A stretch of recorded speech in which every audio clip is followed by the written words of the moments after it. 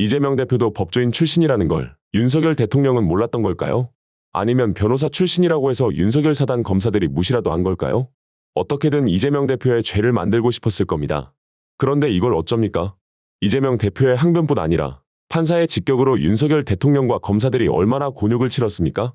사실상 박살난 겁니다. 대통령을 필두로 이재명 대표를 어떻게든 옥죄려 했다가 이게 무슨 망신이냐는 거죠. 진정한 대한민국을 위해 민주시민TV는 계속 싸워나가겠습니다. 구독과 좋아요를 통해 여러분도 부디 힘을 실어주셨으면 좋겠습니다.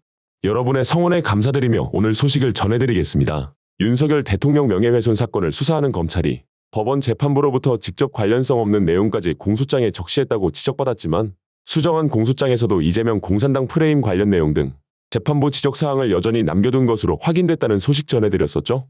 이런 기조가 김건희 관련 수사까지 이어지는 게 아니냐는 의혹이 제기되고 있습니다. 검찰에 변경된 공소장을 입수해본 결과 공소장은 기존 71쪽에서 56쪽으로 15쪽 줄었는데요. 분량이 줄어든 주된 부분은 화천대유 자산관리 대주주 김만배 씨가 이재명 공산당 프레임을 짜서 유포하려 했다는 언론작업 관련 내용과 언론사들이 이러한 허위 프레임을 확산시켰다는 내용 등입니다. 재판부가 앞서 윤 대통령에 대한 명예훼손 혐의와 무관하다고 지적한 부분들입니다. 검찰은 기존 공소장에서 김 씨 등이 이재명 당시 후보는 대장동 개발 비리용역과 무관하고 오히려 성남시 이익을 위해 공산당처럼 민간업자들에게 돌아갈 이익을 빼앗아간 사람이다라는 취지의 허위 사실을 유포했다고 주장했습니다. 하지만 검찰은 공산당 프레임이라는 표현은 삭제하면서도 관련 내용은 여전히 살려뒀습니다. 검찰은 변경된 공소장에서 김만배가 남욱, 정영학 및 화천대유 직원들에게 이재명이 공산당처럼 민간업자들로부터 수익을 많이 빼앗아간 것처럼 이야기를 해야 한다는 취지의 지침을 계속 강조했다고 명시했습니다. 이런 지침은 이재명 측과 유착관계를 은폐하기 위해서라고 적시됐었는데 이 부분만 덜어낸 것입니다.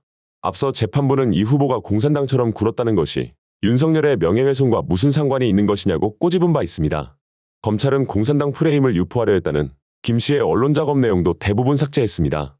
기존 공소장에서 윤석열 후보의 조우영 수사 무마 프레임이 다수 언론에 의해 퍼졌다고 적시했는데 이를 최초 보도한 경향신문 보도를 제외한 나머지 언론사 관련 내용은 모두 덜어냈습니다. 대신 검찰은 대선을 앞두고 민주당이 허위 사실을 전파했다는 주장을 전보다 강화했습니다. 변경된 공소장에서 검찰은 민주당은 2021년 11월 16일 국회에서 기자회견을 열고 대장동 대출이 불법 대출이었다는 정황과 이를 수사 대상으로 인지할 만한 정황이 차고 넘침에도 2011년 5월 1일 윤석열 당시 주임검사는 대장동 관련 대출에 대해선 기소하지 않는 등 직무유기성 수사, 부실 수사를 했다는 내용을 배포해 다수 언론 매체에 의해 보도되도록 했다고 밝혔습니다. 또 김만배 신앙님 인터뷰 녹취록을 보도한 뉴스타파 기사를 다수 언론이 인용하고 이 후보가 뉴스타파 보도를 공유했다고도 적었습니다. 재판부는 지난 3일 공판준비기일에서 검찰이 변경한 공소장과 관련해 아직까지도 공직선거법 테두리를 벗어나지 못했다고 지적하기도 했습니다.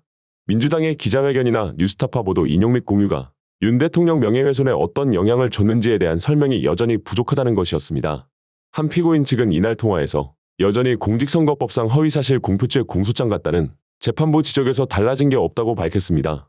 이번 사건의 주요 쟁점은 윤석열 당시 대선 후보가 2011년 부산저축은행 사건에서 대장동 대출 브로커 조우영 씨 수사를 무마하려 했다는 보도 내용이 허위사실인지 여부이며 재판부는 공소장 문제로 재판이 계속 지연될 것을 우려해 공판준비기일은 일단 종결하기로 했습니다.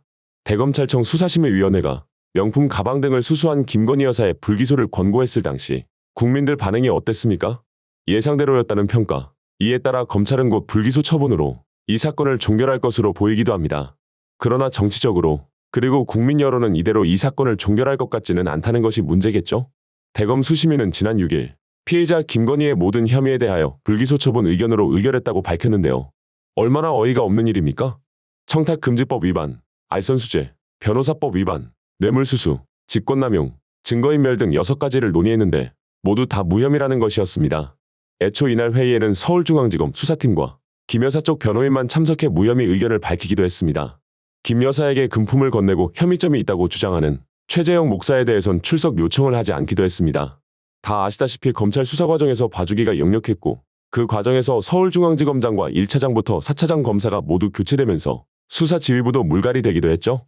검찰총장 패싱 논란을 일으킨 비공개 출장조사로 이원석 검찰총장과도 마찰을 빚었고 지난 8월 22일 서울중앙지검 수사팀이 무혐의 결론을 내자 이원석 검찰총장이 수심위에 회부했는데 그러나 당시에도 공정성 확보보다 형식적 면죄부를 주려는 것이라는 예상이 많았고 그 예상대로 된 겁니다. 수사심의위는 대략 15명으로 구성되죠. 심의위원 중 일부 위원들은 변호사법 위반이나 알선수재 혐의에 대한 계속 수사 의견을 냈지만 그 수는 많지는 않았다고 전해졌습니다.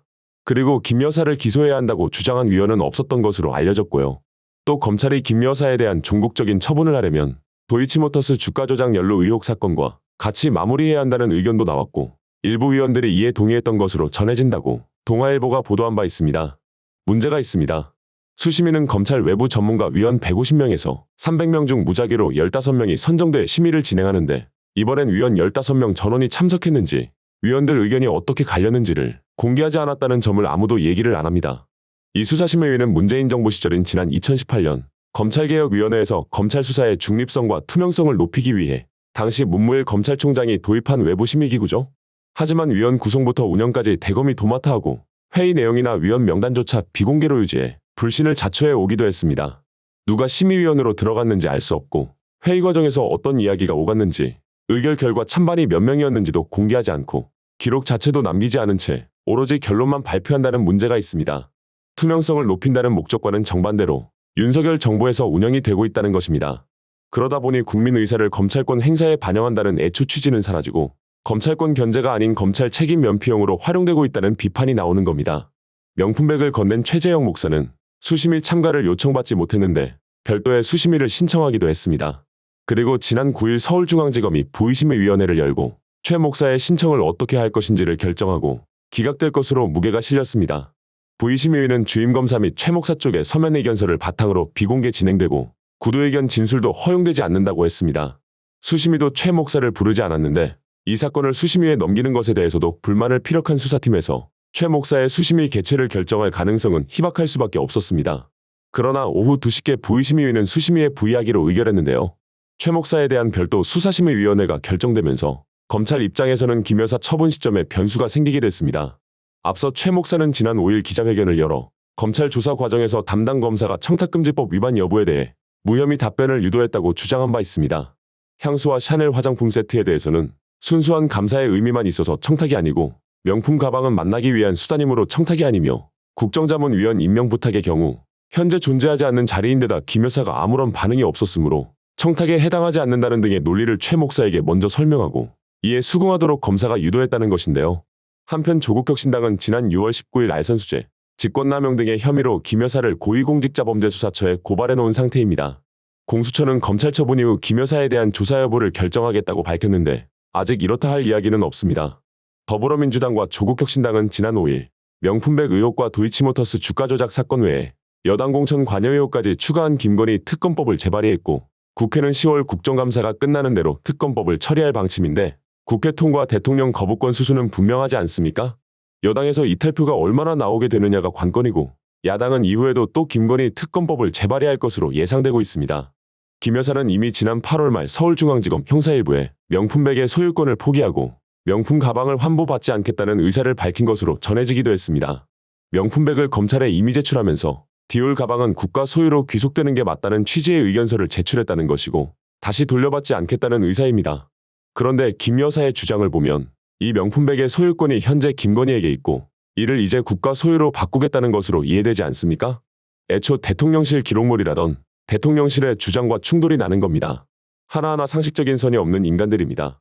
이런 인간들이 법적인 걸 피해간다는 것부터 문제가 있는 겁니다. 대통령 부부라서 면죄부가 된다? 언제부터 대통령이라는 직위가 죄를 면피하기 위해 있는 것이었습니까? 국민들을 위해 일하라고 있는 자리 아니었습니까? 오늘 준비한 소식은 여기까지입니다. 영상이 유익하셨다면 구독과 좋아요를 한 번씩 부탁드리겠습니다. 민주시민TV는 언제나 여러분과 함께하겠습니다. 시청해주셔서 진심으로 감사드립니다.